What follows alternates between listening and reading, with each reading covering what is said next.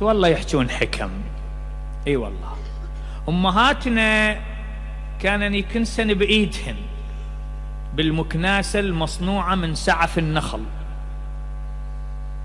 وكانن يحوكن البساط ننام عليه ونقعد عليه بايدهن، وكانن يجيبن الحطب بايدهن، وكانن يشغلن التنور يدون التنور يسجرن بايدهن، وكانن يطحنن بايدهن، وكانن يعجنن بايدهن، وكانن يغسلن الملابس بهذا الاناء اللي يسموه الطشت،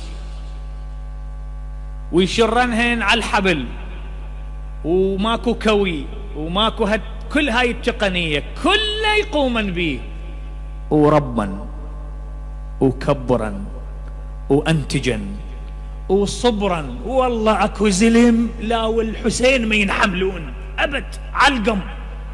علقم اكو بعض الرجال شلون يعني ابو زيد الهلالي عنترة بن شداد من يطب للبيت امبراطور، وهو ما اريد اكمل، لكن صبرا عليهم تحملنهم وعاشا وياهم وانتجا وانجبا. تعال اليوم الغسالة اوتوماتيك، المكناسة اوتوماتيك، الطباخ اوتوماتيك، كل شيء اوتوماتيك، وهي مصخمة الوجه. صح لو لا؟ هذا ليش؟ تدري ليش؟ لأن هنا التعب والجد، هنا التعب والجد الحقيقي.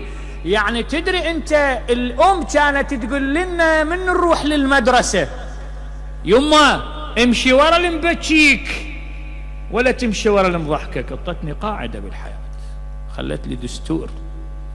وأقسم صادق بأنصار الحسين، قرأت رواية صحيحة السند عن الإمام الباقر عليه السلام يقول: اتبع من يبكيك ولا تتبع من يضحكك.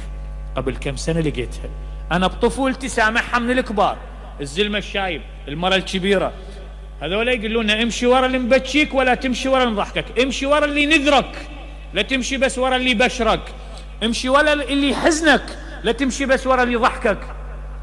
واستفادينا من عتها على كل المستويات.